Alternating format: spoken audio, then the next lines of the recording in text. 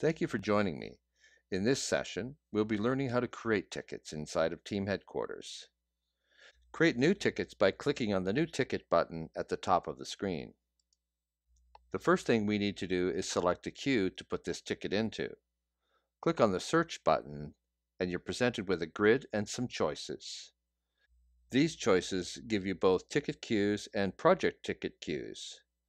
With TeamHeadquarters, each project that gets created gets its own ticket queue to manage issues, risks, and change requests. Pick a project queue if the issue, risk, or change request has to do with a project. Pick a ticket queue if the service request or incident has to do with day-to-day operational support. Select the customer the ticket has been requested by or whom the service is for. They will receive the communications about the ticket. You can either click on the search button and go through and find the customer, or you can type in their last name, hit search, and they'll be automatically entered into the system. If there is more than one McDonald, you will be presented with a list of 2, and you can make your selection from there. In TeamHeadquarters, we can use ticket templates to fill in any or all of the fields and the resolution of the ticket. Templates are set up by the system administrator and can be specific to queues. In this example, we are not going to use a template. The reason is the short description of what the incident, service request, change request, risk, or issue is about. The initial description is the original description of the incident by the customer. The fields product, location, request type, priority, and status are all customizable fields and can be configured by the system administrator. The fields work class, next action date, due date, and hours to complete are not customizable and cannot be changed. Select the fields as you go through the ticket.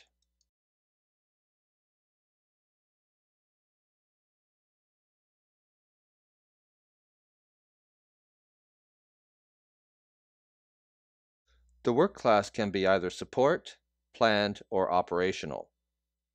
Support refers to unplanned or unscheduled requests for service.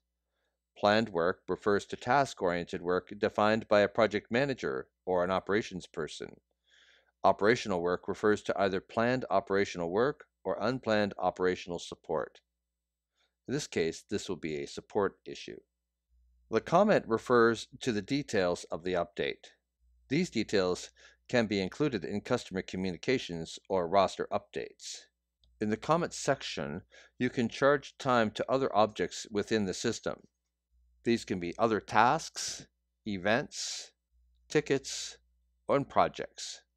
The comment date defaults to today's date and time, but if the comment update occurred in the past, or if you would like it to occur in the future, then change this date accordingly. Your time entry will be captured for the date that you enter, and the audit for this particular update will show the future or past date that you select. The work class can be changed in the update, but it does not affect the global work class setting for this ticket. The comment refers to the details of the update. These details can be included in customer communications or roster updates. Time charged on an update refers to the amount of time you have used to perform the service described in the comment. Use either the slider, the arrows, or the hours box to the right side of the slider to capture your time. This time entry and the comment will be captured on your timesheet. Using the Upload File section, you can attach any type of document to this ticket.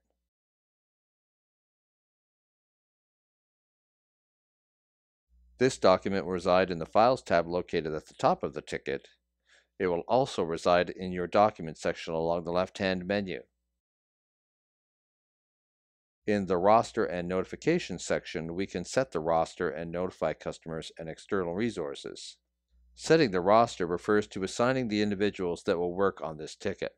The default individual on the roster is the person who is adding the ticket. This can be changed by clicking on Search, selecting the individual, or multiple individuals, close. We'll get rid of this individual and we'll change this from participant to manager and update the ticket. If the person is not in the queue, then they cannot be assigned to this ticket. Notifying the members of the roster can be done by clicking the Select from Roster hyperlink and adding the individuals to the notification area. When this ticket is saved, each person identified in the Notify Roster area will receive the ticket update and the comment associated with it. Only individuals who are rostered on this queue will be available for notification on this ticket. By selecting Send Notification to Customer, we'll send this ticket along with the comment to the customer as an update. By selecting the Send Notification to Notify list, we can freeform email addresses that will be notified with the ticket information and the comment in this update. If this ticket had been previously saved with files attached to it, we would be able to attach these files in the notification to the customer, notify list, and roster. Attach an asset to the ticket by entering in its ID, asset name, tag number, IP address, or MAC address and hitting search. Select the asset from the list by clicking the Add Asset button. Multiple assets can be added as required.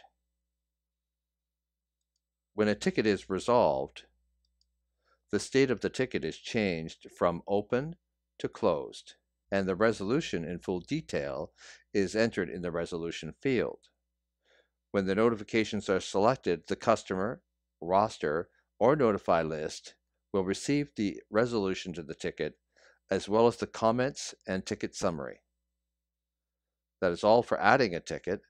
Please join me in our next video, which is updating a ticket.